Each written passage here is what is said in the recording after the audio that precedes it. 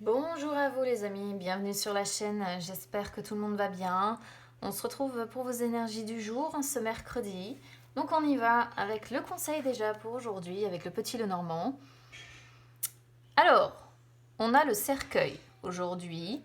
Waouh!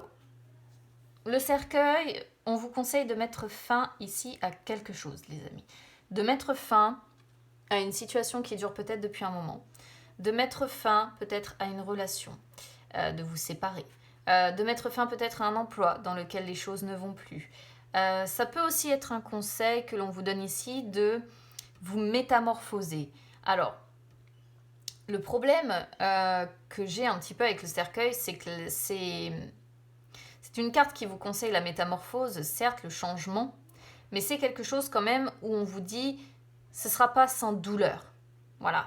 Ce ne sera pas sans houle mentale.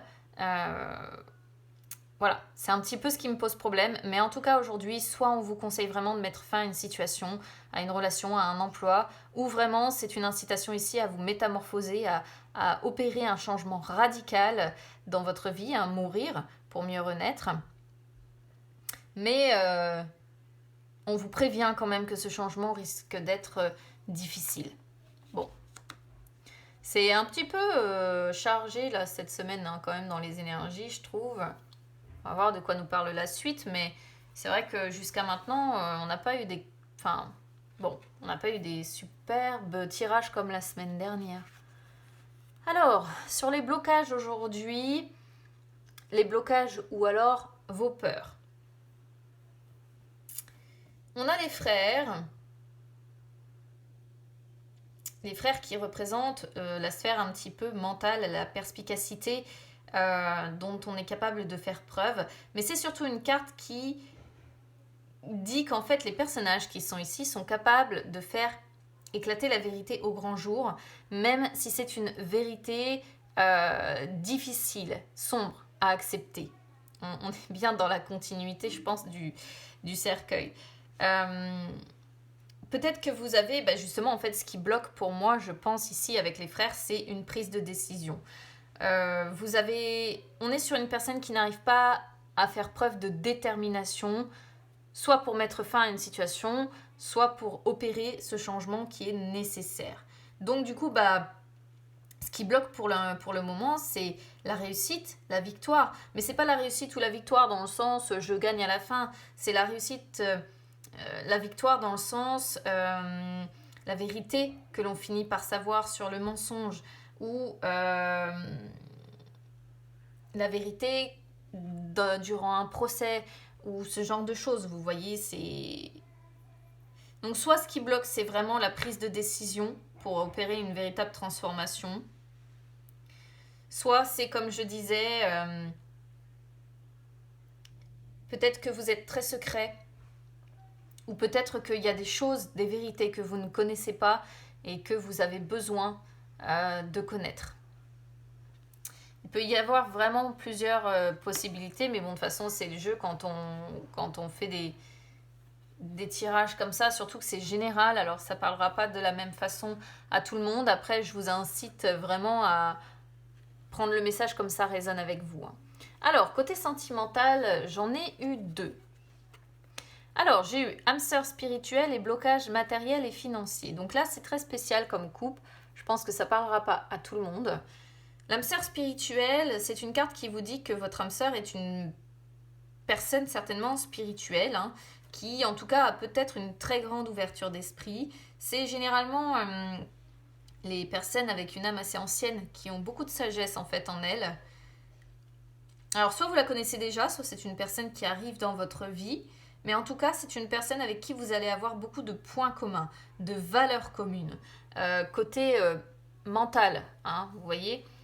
Et pourquoi? Pas parce que tout simplement c'est une carte qui vous dit que vous vous êtes très probablement déjà rencontré dans une autre vie, que c'est pas la première fois que vous partagez un amour immense. C'est une personne qui peut aussi, pourquoi pas, travailler dans le domaine spirituel, mais c'est pas nécessaire, hein, c'est pas obligatoire, c'est qu'une des possibilités. En tout cas, c'est quelqu'un qui connaît beaucoup de choses dans le domaine spirituel, hein, donc que ce soit, je sais pas, les soins ou quelqu'un qui s'intéresse à la vie après la mort, ou vous voyez, tout ce qui est le domaine un petit peu occulte, comme ça, et qui s'y intéresse en fait tout simplement énormément. Alors c'est généralement aussi une carte qui sort quand on est sur une personne qui a eu un parcours de vie très difficile, mais qui a su en tirer une très grande force, hein, et qui est capable d'entrer dans une dynamique d'évolution et non pas de rester coincé. C'est une personne qui est capable en fait d'opérer beaucoup de changements, de transformations justement en elle.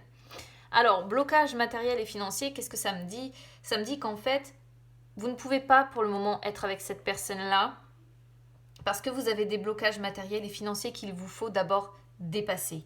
Alors, soit pour le moment, si vous êtes célibataire, la rencontre que vous attendez avec cette personne est retardée parce que vous avez des blocages matériels et financiers que vous devez déjà régler avant ça. Soit c'est votre âme sœur aussi qui rencontre des blocages matériels et financiers ici. Quoi qu'il en soit, il est question de défis matériels à devoir relever, de démarches à devoir effectuer.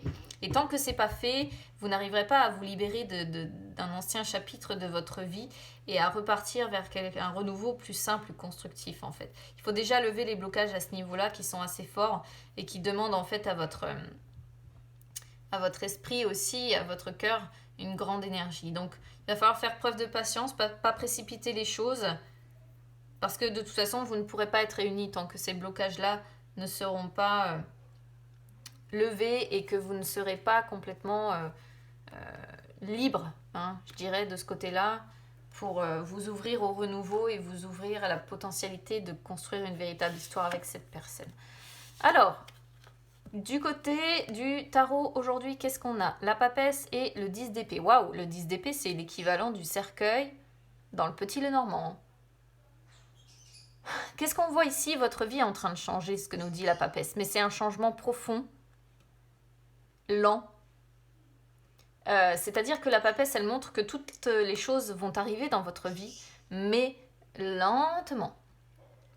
Et il y a un véritable changement en profondeur que vous êtes en train de faire. Alors, soit vous avez commencé ce changement, et auquel cas, du coup, le Petit Lenormand vous conseille de continuer sur cette voie, soit vous l'envisagez. Il y a l'idée d'être dans une frontière entre le connu et l'inconnu avec la papesse. C'est-à-dire que peut-être que vous êtes capable de mettre fin, effectivement, à une situation, mais il y a des éléments que vous ne connaissez pas, en fait.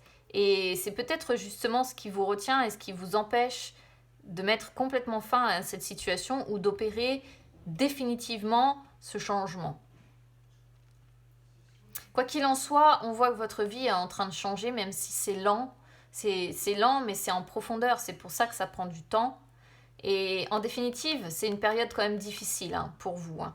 C'est-à-dire que vous êtes dans le renoncement aussi, dans le renoncement dans le sens que vous acceptez que ce soit douloureux, vous acceptez de ne pas comprendre ce qui ne fonctionne pas, vous acceptez de ne pas réussir pour le moment à transformer radicalement une situation, hein.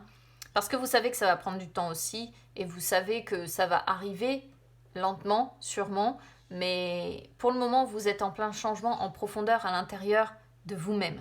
Voilà.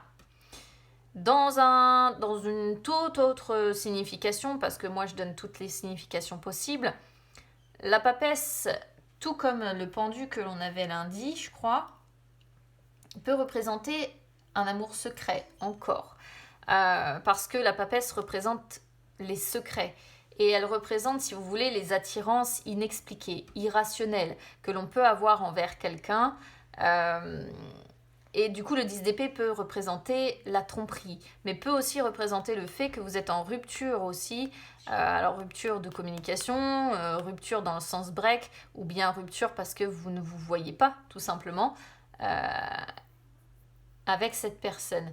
Ça montre que vous faites preuve quand même de réflexion et de prudence, de retenue peut-être aussi dans cette relation. Voilà. C'était aussi une possibilité d'interprétation ici. Parce qu'avec les frères, il y a un petit peu l'idée de devoir prendre une décision, donc ça pourrait parfaitement rentrer aussi dans le cadre des réflexions que l'on se pose quand on est dans une situation de triangulaire ou de carré amoureux. C'est pour ça que je vous en parle. Bon, bah écoutez les amis, je vous souhaite un très bon mercredi. N'hésitez pas à me dire comment ça aura résonné avec vous. Et puis, bah écoutez, on se retrouve demain. Belle journée à tous.